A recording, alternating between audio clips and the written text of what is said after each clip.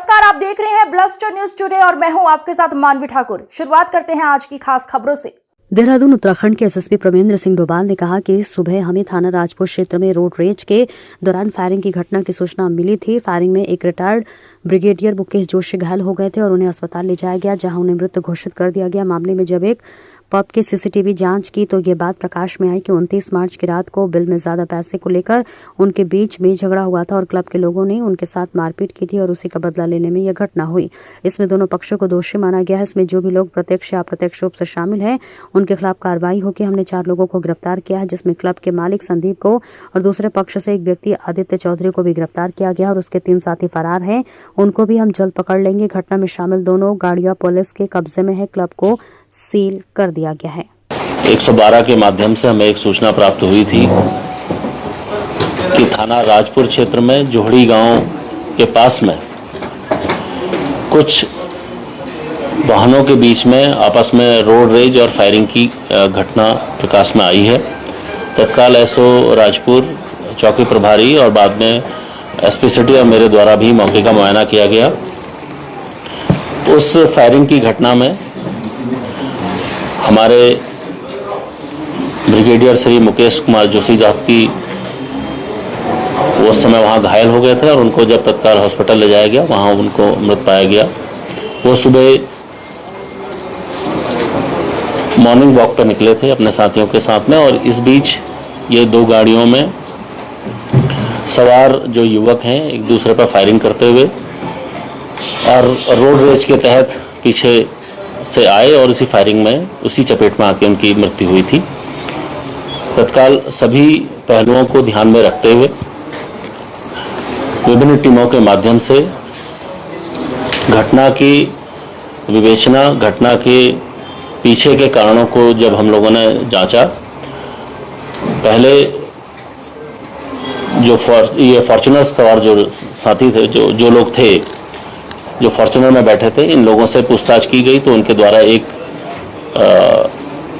जो बात हमें बताई गई उसमें काफ़ी संदिग्धता हमको लगी थी।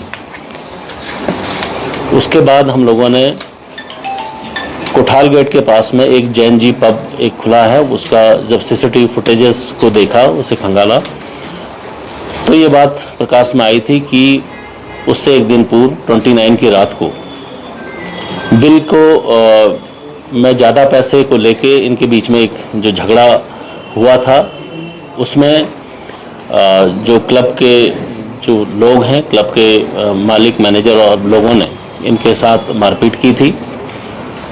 उसी का बदला लेने के लिए सुबह मॉर्निंग तक इन लोगों ने उसका वेट किया और जब सुबह ये अपने उस क्लब को बंद करके जा रहे थे और इसी रोड रेज में ये सारी घटनाक्रम हुआ है। इसमें दोनों ही पक्षों को दोषी माना गया है, क्योंकि जो हमारे वेटरन हैं श्री मुकेश जोशी साहब, उनकी जिस प्रकार से इस घटना में मृत्यु हुई है, वो वाकई में उसकी मैं कड़े शब्दों में भर्त्सना करता हूं और मेरी संवेदनाएं, देहरादून पुलिस की संवेदनाएं उस परिवार के साथ है। मैं यह भी सुनिश्चित करूंगा कि इसमें जो भी लोग शामिल थे, भले वो किसी भी जगह हो, प्रत्यक्ष हो परोक्ष हो, सबके खिलाफ सख्त वैधानिक कार्रवाई होगी। इसी को ध्यान में रखते हुए अभी आज हम लोगों ने 4 लोगों की अरेस्टिंग की है, जिसमें इस जैन क्लब के जो मालिक है संदीप, उसको भी हम लोगों ने अरेस्ट किया है। साथ में जो अभियुक्त हैं और दूसरा जो पक्ष है उसमें एक व्यक्ति आदित्य चौधरी, उसको भी अरेस्ट किया गया है। उसके जो साथी हैं, अभी 3 उसके साथी हैं वो जो फरार चल रहे हैं 4, उस पर भी हम जल्दी ही पकड़ लेंगे। उनके फोटो हम लोगों के द्वारा जारी किए गए हैं और उनके खिलाफ भी सख्त वैधानिक की जाएगी। इन सभी अभियुक्तों से इनके पास जो असलहे थे वो बरामद किए गए हैं। दोनों ही गाड़ियां जो रोड रेज में थी, एक जो दुर्घटनाग्रस्त हुई थी और दूसरी गाड़ी जो घटना करके भागी थी, दोनों ही पुलिस के कब्जे में है, दोनों ही पुलिस ने अपने कब्जे में लिया है और सभी पहलुओं को ध्यान में रखते हुए इस पर जो भी वैधानिक कार्रवाइयाँ हैं वो की जाएंगी। तत्काल प्रभाव से उस क्लब को सील कर दिया गया है और उसकी जो क्लब की जो रजिस्ट्रेशन है उसके निरस्तीकरण की कार्रवाई के लिए माननीय डीएम साहब को, जिलाधिकारी को यहाँ से पत्र प्रेषित किया जाएगा।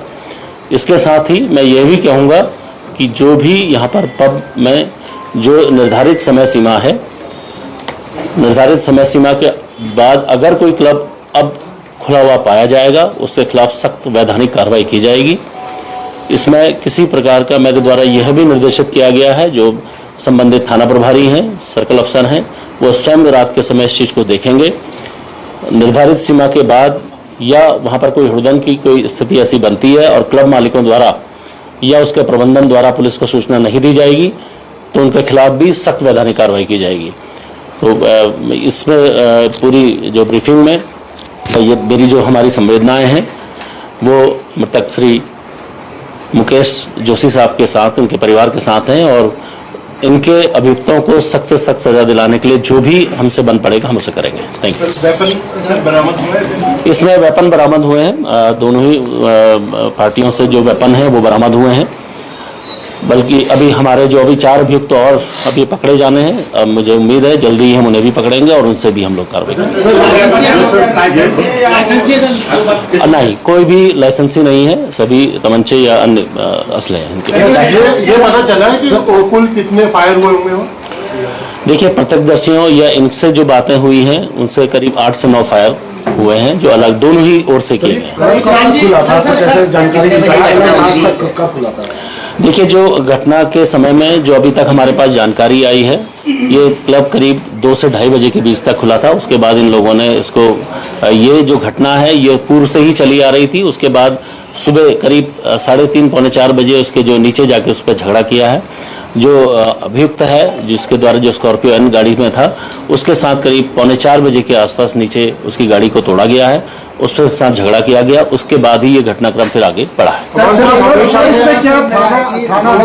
रोजमर्रा की ये कहानी होती है राजधानी देहरादून के तमाम अलग अलग क्षेत्रों में, राजपुर है, बितौली है, इस तरीके के ये एरियाज हैं, उन पर कैसे सख्ती होगी? टाइम बाउंड का पुलिस प्लान करेगी? सवाल है क्योंकि अब पुलिस की सख्ती तो दिखाई दे रही है, लेकिन वो छोटे लोगों पे जो ढाबे वाले हैं, वो वाले, वहाँ तो पुलिस जाके बैन भर के ले आती है।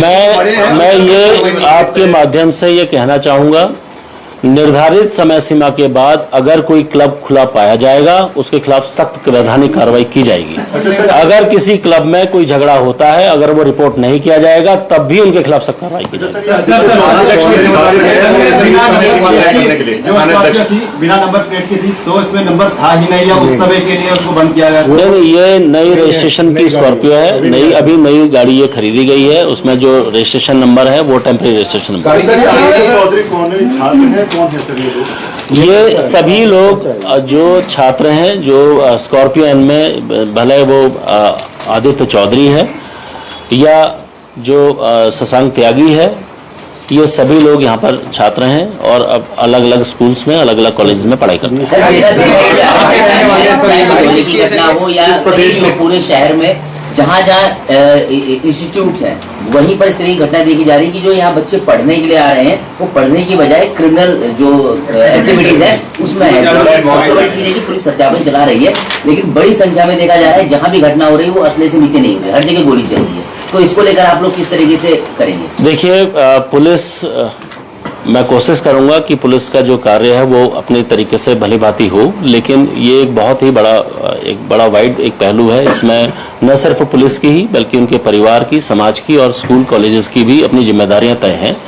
अगर कोई अपनी जिम्मेदारियों से पीछे हटता है और सिर्फ जो है पुलिस के ऊपर ये जिम्मेदारी डाली जाएगी, वह भी ठीक नहीं होगा। मेरा मानना है सभी को अपनी जिम्मेदारी को समझना चाहिए। जिम्मेदारी का पूरी तरह से निर्वाह नहीं किया गया अभी तक जो ये घटना हुई। देखिए, जहां तक मैं कहूंगा, पुलिस के जो ये जिस तरीके की ये घटना हुई है, इसमें पुलिस से एक स्तर पर फॉल्ट हुआ है कि ये क्लब देर रात तक खुला था। उसके खिलाफ जो भी हमारे जो डिपार्टमेंटल प्रोसीडिंग है वो की जाएंगी। क्यों नहीं उस चीज को किया गया? उसके बाद जो घटनाक्रम है उसमें पुलिस ने पूरी ईमानदारी से और बहुत त्वरित तरीके से कार्य किया है। उसके लिए मैं एसपी सिटी और उनकी पूरी टीम को भी बधाई देता हूँ। पल्ला झाड़ लेता है, तो इसमें कॉलेज की आप लोग क्या जिम्मेदारी है? देखिए, ये बड़ा ही जो आपने जो बात कही है, इसमें निश्चित तौर पर कॉलेज या प्रबंधन की जिम्मेदारियां तय होनी चाहिए। उसके लिए इनके जो भी कोऑर्डिनेटर्स हैं उनके साथ एक मीटिंग हम लोगों ने पूर्व में आहूत की गई थी। जल्द ही हम वो मीटिंग आहूत करेंगे और इसके संबंध में न सिर्फ पुलिस बल्कि हमारे जो जिला प्रशासन है या जो कॉलेज प्रशासन है उनको मिलके एक कोई ना कोई रणनीति पर हम लोगों को पहुंचना पड़ेगा।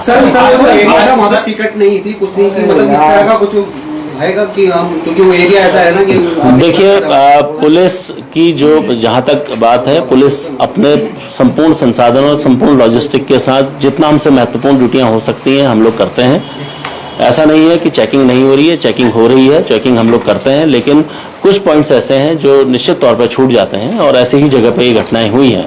मैं कोशिश करूंगा कि इस प्रकार की जहां घटनाएं हुई हैं वहां पर दोबारा से हम लोग जो हमारे पुलिस की प्रेजेंस को बढ़ाने के लिए हम क्या मैकेनिज्म अपनाते हैं उस पर हम लोग आगे विचार करें। सर, हाल ही में जो घटनाएं हुई, चाहे तिब्बती मार्केट की हो, चाहे वो सिल्वर सिटी मॉल की हो, चाहे ये हो, ये दोपहर के वक्त हुई है या फिर सुबह के वक्त हुई है? मतलब रात का ऐसा कोई वो रखा नहीं गया, तो कहीं ना कहीं अपराधी दिन दहाड़े भी ये चीजें कर रहे हैं, तो ऐसा क्यों उनको लग रहा है कि हम दिन दहाड़े करेंगे और भाग भी जाएंगे?